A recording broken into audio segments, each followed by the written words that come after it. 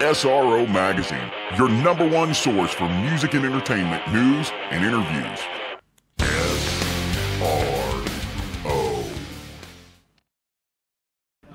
This is Ferg with SRO Magazine, and we are here live at Cain's Ballroom backstage. We got Chad, the bass player.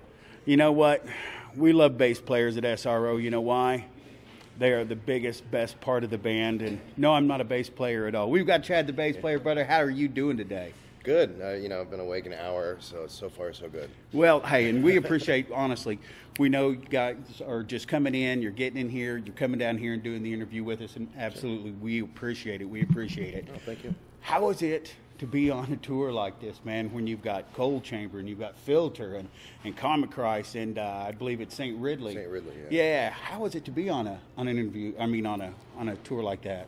It's good, actually. I mean, we haven't, been on a bigger package tour like this.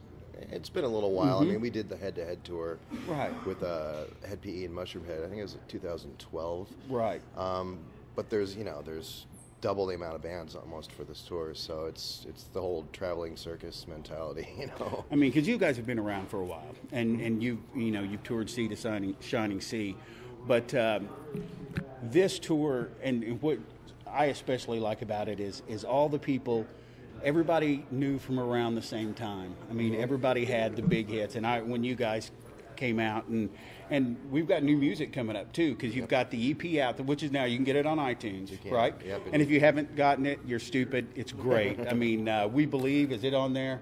No, that's World Believe. That's one of the new ones that's going to be on Tango Umbrella. The new one that's coming out. Tango Umbrella. That's the new, and it's Napalm, right? Napalm Records, and I think it's July 31st is coming out. So, well, tell us about the new record. I mean, it was a long time in the making. I mean, we were broken up for a while. I had written tons of stuff.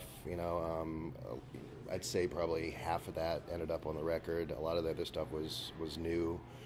So it's kind of a mix of what we've been working on over the past 4 years, and it's heavy. It's interesting as shit. That's for sure. I think we kind of stayed in line with the classic. You can't quite put your finger on us. Mm-hmm. And I think that's why our first record, The War of Art, it holds up really well. It doesn't sound dated.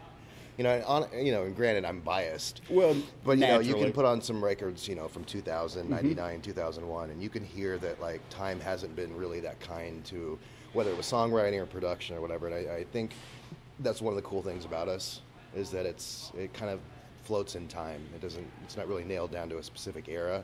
Although obviously we were coming out at the same time that Cold Chamber was really big and Filter was really big. So it's a good tour to be on, man. And I think the crowd. How's the crowd response been? Oh, it's fantastic. Sold out, if not close to sold out shows. L.A. was a packed fucking madhouse, the House of Blues. I can imagine. Just completely sold out by 8 o'clock that night. And the crowds have been really responsive. We're second out of 5. And we're still playing to a shitload of people. So. It's all in all, a very, very good tour for us to be on. So, how are the dynamics between the old tours and the new tours, between just everybody in the band? You guys come back together, and just everybody knew it was just there again? Yeah, everybody's kind of mellowed out, to a certain extent. Not a bad way, just in a way that where. You realize you can't get up and drink half a bottle of Jägermeister within the first 4 minutes. Your eyes are open, shit like that. Everybody's a little more conscious of Would you say wiser? I wouldn't go that far, but probably a little more cautious not to break anything, or kind of try to wake up the next day and do your job. Leave walls without holes in like them, that. no chairs in the ceiling. Yeah, none of that shit. So I don't know. You can tell, I think, and I can only actually speak for Cold Chamber, but because we were on the Dark Days tour with them in 2002. And I didn't get to know them very well then, and I'm just kind of starting to get to know them now. But you can tell that the vibe is just, it's more relaxed, it's more focused, it's more mature. It's just fucking, you know, a little bit more about the crazy music train. instead of yeah, the party. Yeah, exactly. So, you know, shit happens. On the new album, what's your favorite? God, you know, we're getting mixes right now from Dave Fortman, the guy that produced and is mixing the record, and so the jury's still out because we've only got about half of them in right now. So I'm still waiting to hear how everything gets, you know, kind of assembled on his end, and you know, because we bought our own Pro Tools rig to do the record on, so we've had a really solid physical hand in creating, you know, what we've kind of put together. It wasn't really necessarily a case of we went in and the songs were exactly how we wanted them and that's how they came out. Like Right. we went back in there and fucked around with shit and like made it exactly what we wanted. And, you know, we've taken our time with it. Excellent. So I you know, I don't have a favorite kid yet on this one. I will. So are we still looking at a 2015 out? Oh yeah. All right. Definitely. All right. Without a doubt.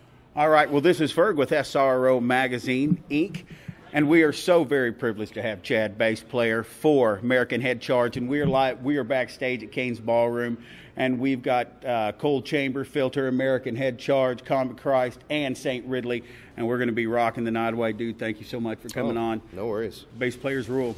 Thank you. For more information on all the greatest bands in rock today, and for all your music and entertainment news, you know where to go. Go to SRO. That's SROMagInc.com. SRO Magazine is sponsored by Kick-Ass Cables, PhDRadio.com, Robert's Guitar, TDLMusicGroup.com. The SRO audio and video was done by Carson Drive Studios and SRO Mag Inc.